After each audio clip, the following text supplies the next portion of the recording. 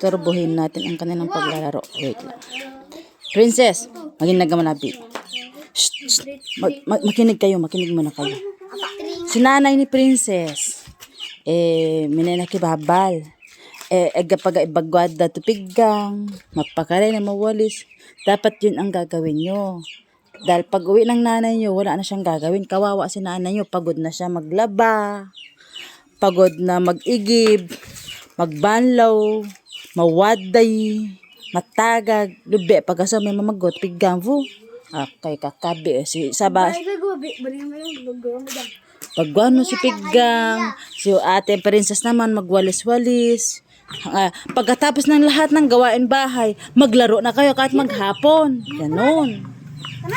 Madadat, anong oras na? Alas 8 na.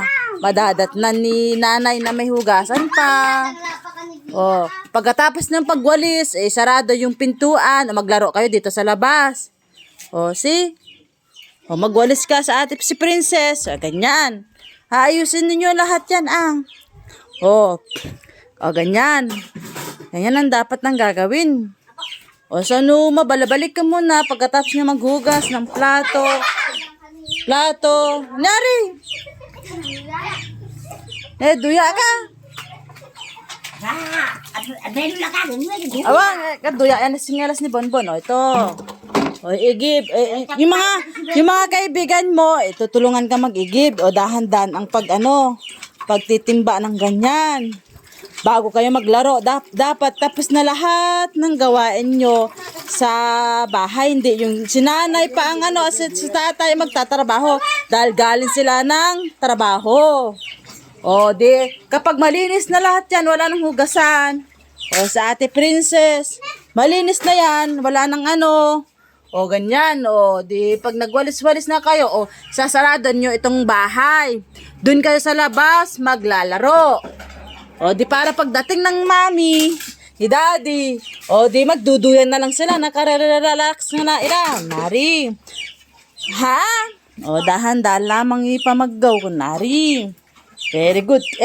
Nawan to klase, kung nawek ko, sana mabalabalik ka mo, yan na magrayang, maski mabatangago, kung na magrayang, Okay. Very good. Habang ang mga kaibigan mo, tinutulungan kayo, magtimba. Ganyan. Muguran na lamang ito na, duya kang manusotan tama na anak ko. Kabilaan naman. Ganyan, sige. Kasi kayo, mga bata, kailangan matuto kayo sa trabaho.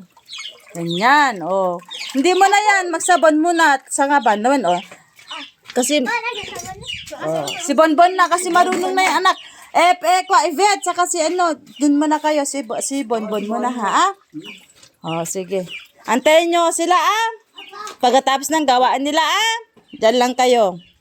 Si Princess, pagkatapos magwalis, isasarado niya itong pintuan para hindi papasok yung alikabok at saka yung mga aso. Ayan, ganyan. Umalis ka dyan kasi malalanghap mo, anak, yung alikabok. Ivet, malalanghap mo alikabok dyan. Okay. Diba? Hindi masama na turuan ng mga bata. Hanggang sa paglaki nyo yan, may matutunan kayo. Very good. Dahan-dahan, anak, para yung alikabok hindi bumalik sa Dahan ko ni anak ko yung magwalis, Yan. Narigade, ikuan tabi. Yan. Very good. See? Yung mga plastic na yan, damputin mo, ilagay mo sa basura. Ganon. Okay. Check natin si Bonbon. Ganyan. Marunong pala si Boning